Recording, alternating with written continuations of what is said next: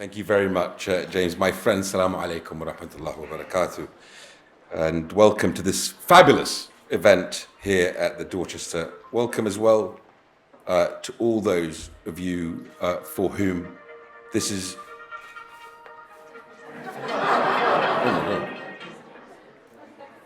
Forgive me. Welcome as well to all of you to whom this is your first interaction with the new and improved Adam Smith Institute 2.0. Under the steady command of our chairman, my old special advisor, as you've heard, James Lawson, the team especially, of course, the brilliant Mimi for organising tonight should be thanked for putting on what is surely one of the most impressive events a British think tank has hosted for many years, and that's just as well, because we are here to discuss an incredibly important topic, and a topic that was spearheaded by a very important man, in whose, of course, honour we all come together tonight. Fundamentally, economics is the study of people as much as it is the study of anything else.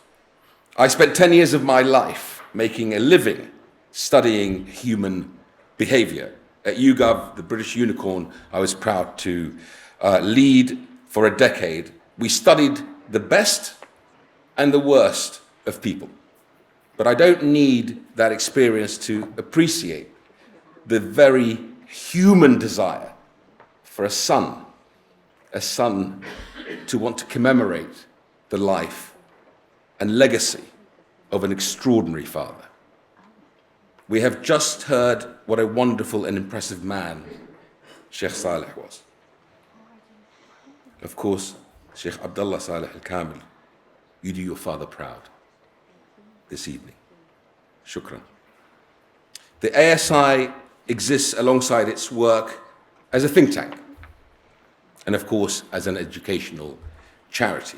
And it has been one of the joys of my post-government life to be able to reconnect with the intellectual side of the world of politics, from economics and, of course, public policy to philosophy and even history. No practitioner of politics, my friends, can neglect the intellectual world for long, and it's still hope to be successful. As a chemical engineer, by my initial training, and of course, as a real salesman at heart, I can thoroughly recommend the brain boxes at the Adam Smith Institute for the sheer breadth and depth of their knowledge. When I was asked to give this inaugural keynote speech on Islamic finance, I went right back to the start, even before the revelation of the Prophet Muhammad sallallahu alaihi wasallam. The people living on the Arabian Peninsula were no slouches. The Himayra people, with their ancient city, Qaryat al-Faw, had extensive markets and operated trade routes for hundreds of years. Their position, sandwiched between Rome to the west and Persia to the east, allowed them to sit between the two superpowers of their day. They took advantage of the monsoon winds for seaborne trade with India, though seaborne trade was gradually supplanted by trade by land.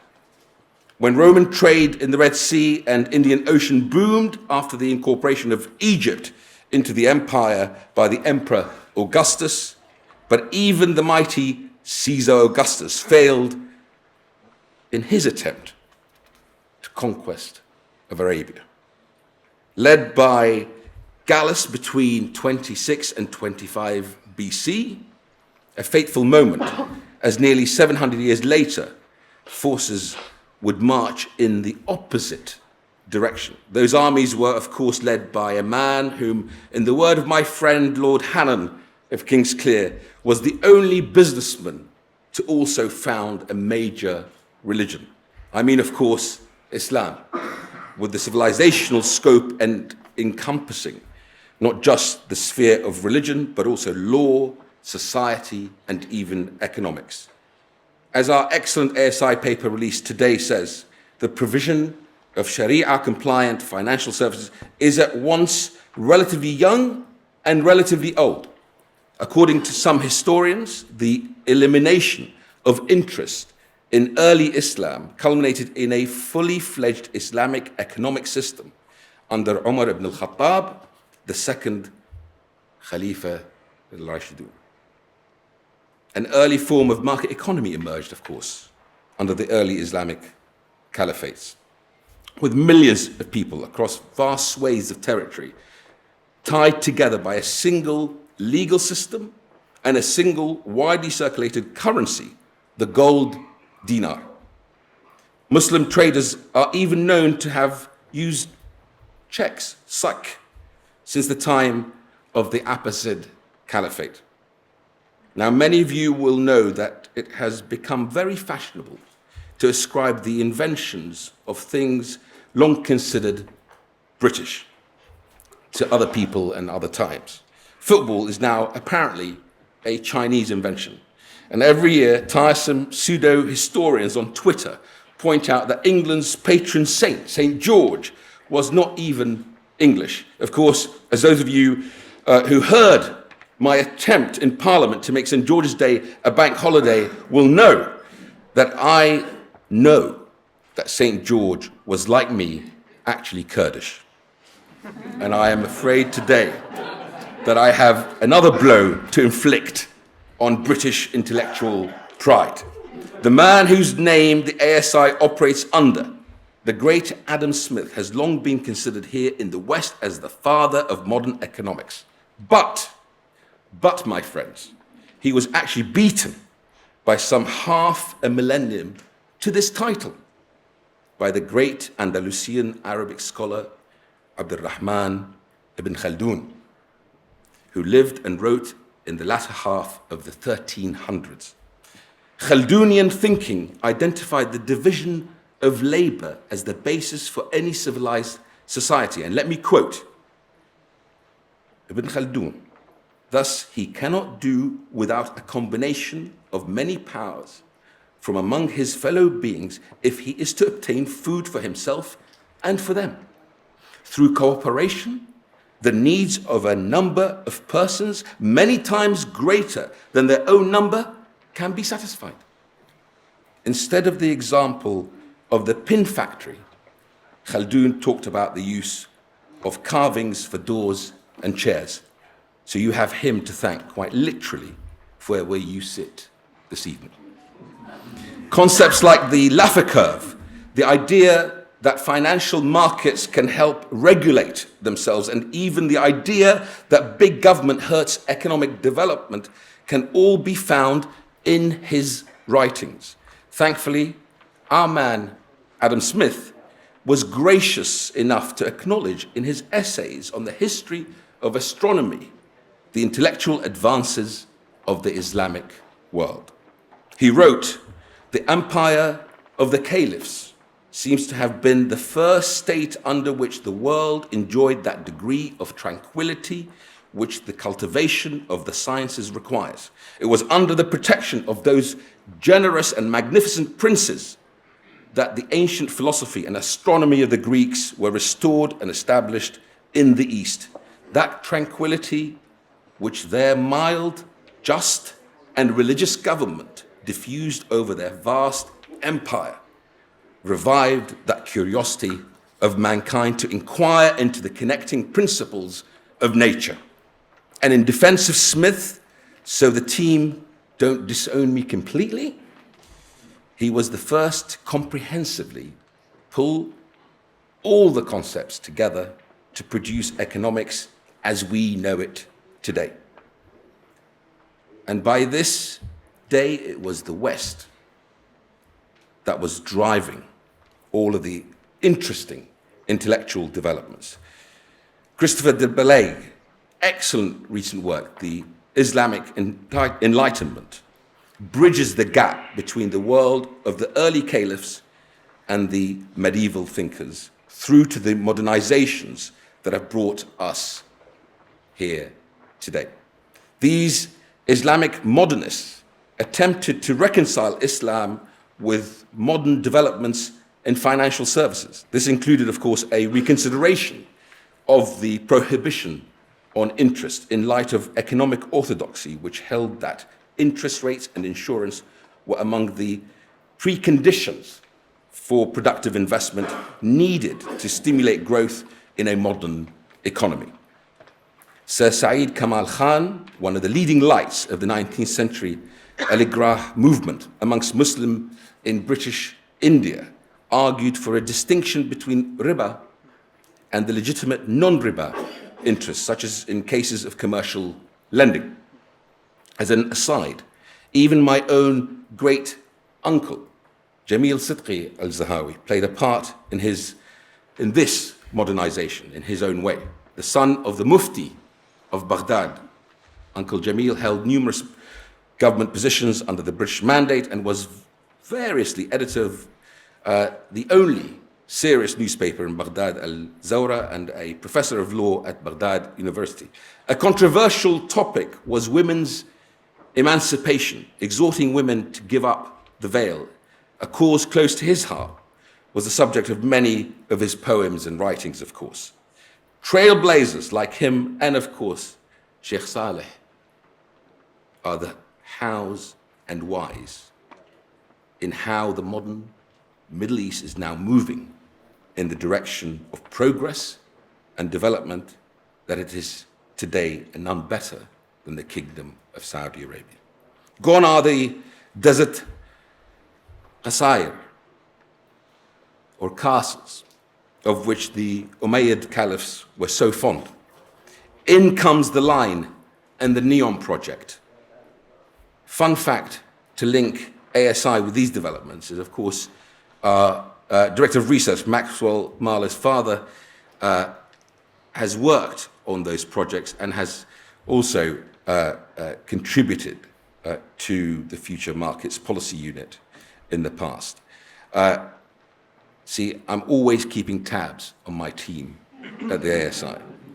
In 1975, the Jeddah-based Islamic Development Bank was established with a mission to support bankable projects in OIC member countries, and the first modern commercial Islamic bank, the Dubai Islamic Bank, was established in 1979. It took the United Kingdom hundreds of years to go from Magna Carta to the kinds of social equality that we all enjoy here today. It looks to me, my friends, that the Kingdom of Saudi Arabia will get there very, very quickly. And that will be in no small part thanks to the work of Sheikh Saleh, about whom we have heard such wonderful stories tonight. Much like the Sheikh, I am a firm believer in capitalism and free markets. They stand as some of our most impressive achievements as a species, despite the naysayers. Despite the naysayers, they are intensely moral, my friends, creative and human in their invention. They allow us the opportunity to fulfill our God-given potential and, of course, to create enough surplus to help our fellow man at the same time. No other system has ever come close to that. It is these tools that we need to advance the prosperity agenda that will, I hope, help bring an end to the suffering in Palestine, in the West Bank, in Israel, and of course, most importantly, in Gaza. In a world where both sides can work together in harmony and prosperity. The Abraham Accords, too, were such powerful steps, and we shouldn't let malign actors get in the way of it. As the French free market philosopher Frédéric Bastiat said, when goods do not cross borders, soldiers will. Winston Churchill, of course, put it in his own inimical Anglo-Saxon way. Jaw is better than war. Today, Islamic finance is an integral part of the global financial ecosystem. The global Islamic finance industry is expected to maintain high single-digit growth in 24-25, after a growth of 8% in 2023. Islamic finance is one of the fastest growing segments of the global financial system, with an estimated compound annual rate of 17% since 2009. The assets of the world's Islamic banks expanded rapidly to reach 3.24 trillion by the end of 22, up from 1.3 trillion in 2012, a decade earlier. The number of fully fledged Islamic banks was reported by the London Stock Exchange as 336 in 2022, while the number of conventional banks, and the point was powerfully made that it should be part of the main global financial system. The number of conventional banks offering Islamic banking services was reported at 274, in addition to the 336. The strongest growth in Islamic finance over the past decade has been in Saudi Arabia, the United Arab Emirates, and in Iran. However, over the past decade, the number of countries engaged in creating or enabling infrastructure for Islamic finance has increased. In 2023, Bank Niswa launched the first Sharia-compliant financial offering for retail customers in the Sultanate of Oman. Turkey has offered Sukuk certificates since 2012, with Islamic finance now regarded as strategically important by the Turkish government. Similar interest in Islamic finance has emerged in Kazakhstan, in Uzbekistan, in Nigeria, Uganda, and of course the Philippines. Now, I have referred to our paper tonight a few times, and I want to quote some of it to you. Clearly, Islamic finance represents a significant part of our global financial ecosystem, but what does that have to do with the United Kingdom? The UK is already globally recognized as the Islamic finance hub of the Western world, according to 2023's analysis by Fitch Ratings. The strength of the United Kingdom, the London Stock Exchange as a key international Sukuk listing venue, its sizable Islamic fund segment, and its capable human capital people, including its professional legal services, which cater to Islamic finance globally. In a post-Brexit world, my friends, policymakers must seize on the growth opportunities presented by increased services, trade with markets in Asia and Africa, and Islamic finance is a key to that puzzle. Get it right, and the global growth of Islamic finance has the potential to deliver enormous benefits to the United Kingdom, hopefully powering growth in the financial service sector and helping the City of London retain its place as centre of global finance. Making the most of this opportunity will mean crafting a regulatory framework that enables Islamic finance institutions to start and, of course, to grow here in our country. It will also mean ensuring that London builds and maintains a credible pool of human capital. For the foreseeable future, demand for Islamic finance in the UK will, of course, be largely driven by international consumers. As such, any regulatory reform in this area should aim to maximize potential export upside, carrying on in the proud British tradition of exporting high-quality financial services around the world. With about 1.9 billion Muslims in the world today, the demand for Islamic finance is plain to see, my friends. It stands to reason that London should step up and deliver the supply, and it would be remiss of me, of course, to ignore the fact that much of the financing for the restoration and the renewal of what will still be my office for the next few months, the Houses of Parliament, will be raised through a sukuk. The ASI's paper also explains to the layman some of the reasoning behind Islamic finance. Sharia prohibits riba, or usury, which generally defined as interest paid on all loans of money. Much of the literature on the theory of Islamic banking has grown out of concern as to how the monetary and banking system would function if interests were abolished. In general, Islamic financial institutions deal with this prohibition through some form of profit and loss sharing mechanism. These, of course, prohibitions tend to rule out investments in derivatives, options, and futures. Instead, many Islamic finance institutions offer sukuk or Sharia-compliant bonds. Sukuk holders are given nominal part ownership of an asset from which they receive an income either from profit generated by that asset or from rental payments made by the issuer. Unlike traditional forms of investment, sukuk is regarded as permissible for Muslims. Sukuk bonds are structured to comply with Sharia by paying profit rather than interest.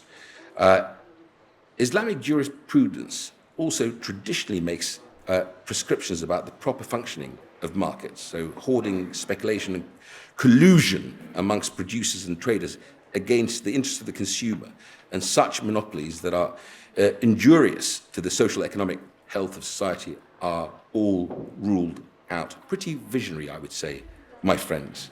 And of course, zakat is a mandatory charitable contribution, customarily calculated at 2.5% of a Muslim's savings and wealth. All this is, I think, incredibly important for us to focus on here in the UK. Now, why should the UK be leading and be the home for Islamic finance? For one, the UK enjoys a global reputation for financial services as a hub that continues to grow, and it maintains close links with many of the economies powering the global Islamic finance industry.